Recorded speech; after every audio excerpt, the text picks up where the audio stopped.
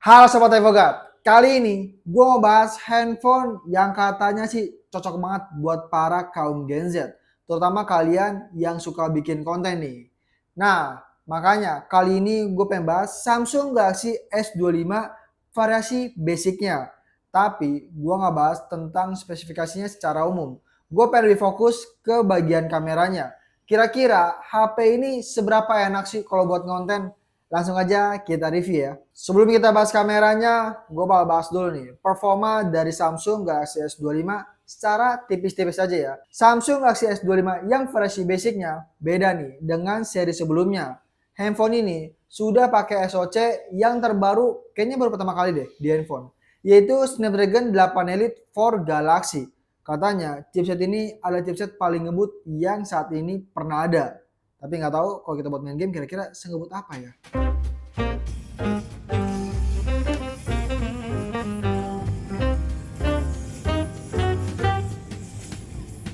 Nah, Samsung katanya menjanjikan nih untuk peningkatan performanya. Peningkatan CPU-nya mencapai 37%.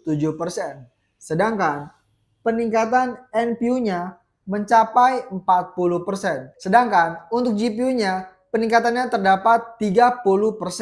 Gak cuma itu, kemampuan ray tracingnya mencapai 40% juga. Varian standar Qualcomm Snapdragon 8 Elite merupakan SoC paling kencang di dunia saat ini dengan konfigurasi octa-core CPU yang punya dua core utama berjalan di 4,32 Hz dan 6 core dasar di 3,53 GHz atau GHz. Untuk menangani performa yang ngebut ini, Samsung membekali Galaxy S25 dengan sistem pendingin vapor chamber 15%-nya. Jadi ini vapor chambernya lebih besar dibandingkan pendahulunya nih. Untuk layarnya sudah dilindungi dengan Corning Gorilla Glass Victus 2. Beda ya sama versi Ultra yang sudah dilindungi dengan Corning Gorilla Glass Armor 2. Nah ini nih, kita bakal fokus pada bagian kameranya. Untuk kameranya, Samsung Galaxy S25 masih mengikuti pendahulunya dengan 3 konfigurasi kamera. Dengan kamera utama 50 megapiksel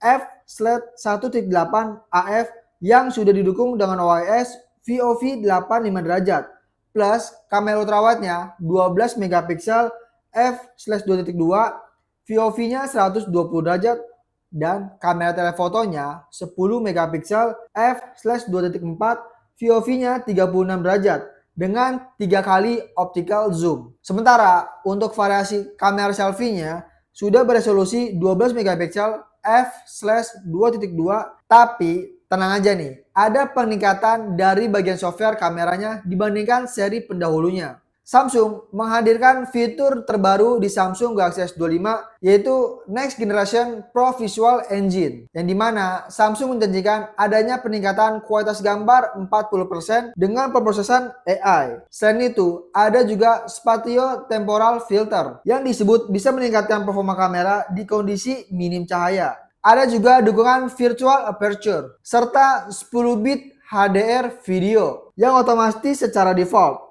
audio eraser, hingga hadirnya Galaxy Lock. Langsung aja kita cek nih fitur-fitur kamera yang ada di Samsung Galaxy S25 Ultra. Oke, kita mulai aja pada bagian potretnya nih. Untuk bagian potret bisa menggunakan lensa 1 kali, 2 kali, 3 kali, hingga 5 kali.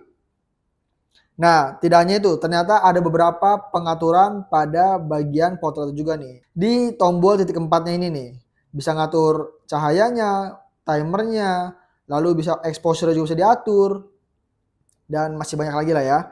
Selanjutnya kita geser ke bagian foto. Untuk bagian foto, kita bisa menggunakan lensa mulai dari ultrawide-nya 0,6, lalu lensa 1 kali, hingga lensa 30 kali nih.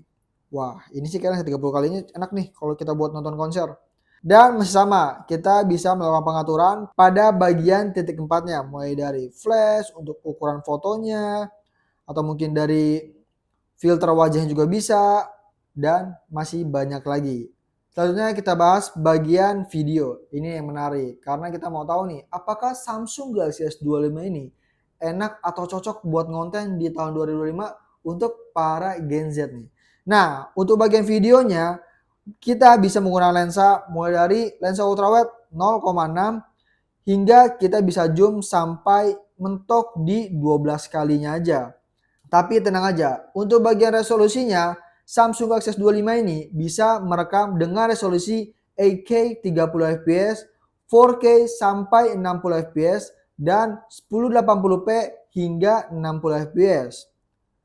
Dan ternyata walaupun handphone ini udah stabil, tapi handphone ini adanya fitur Super Steady. Nah, untuk Super Steady hanya mentok di resolusi 1080p 60 fps nih. Nah, tidak cuma itu ya, ada beberapa fitur di Samsung Galaxy S25, mulai dari Pro, Video Pro, Malam, Makanan, Panorama, Gerak Lambat, Hyperlapse, Video Portrait, Perekaman Ganda, dan Sekali Ambil. Menurut gua ini sih fiturnya cukup banyak, dan kayaknya nggak perlu berlebihan juga deh untuk fitur-fitur di bagian kameranya.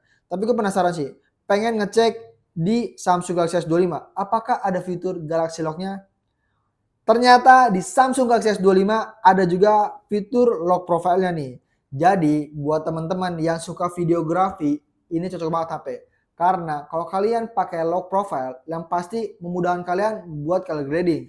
Jadi kalau bikin video sinematik atau mau bikin film-film pendek pun harusnya bisa sih. Samsung Galaxy S25 diandalkan. Oke, kita tes kualitas kamera. Dan ini dia hasilnya.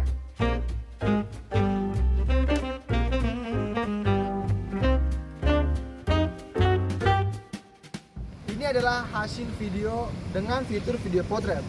Gimana? Bagus nggak nih bokeh-bokehnya? Cocok lah ya buat bikin video ala-ala sinematik gitu. Ini adalah video dari kamera belakang dengan lensa ultrawide. Kalau ini adalah video dengan lensa wide-nya. Gimana? Enak banget nggak buat konten? Coba kali ya kita zoom.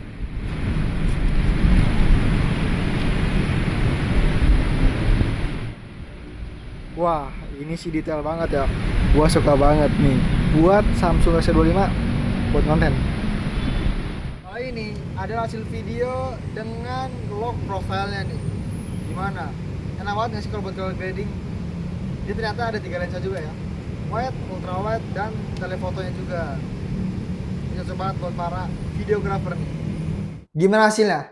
Oke lah ya. Nah, ngomongin soal harga nih. Di EvoGuard, Samsung Galaxy S25 versi basic dibanderol mulai dari harga 13.929.000. Tapi itu belum dipotong lagi sama promo dan voucher lainnya juga. Disclaimer, harga sewaktu-waktu bisa berubah juga. Bahkan bisa lebih murah juga loh. Kesimpulannya, menurut gua yang kaum Gen Z juga, handphone ini sih udah cocok banget nih buat para Gen Z, terutama kalian yang mau mulai jadi content creator. Karena dari bagian kameranya udah bagus banget, fitur lebih lengkap, apalagi adanya peningkatan dari seri sebelumnya yang didukung dengan fitur S-Lock-nya nih. Gak cuma itu, handphonenya pun compact banget, jadi kalian enak nih kalau buat konten. Urusan performanya nggak perlu khawatir lagi lah. Ini kayaknya buat main game apapun masih aman banget deh. Tapi sangat disayangkan ya, pada bagian baterai dan layarnya tidak ada peningkatan dari seri sebelumnya.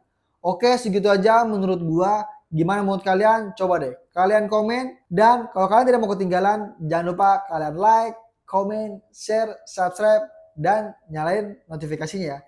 Segitu aja dari gua. See you and thank you.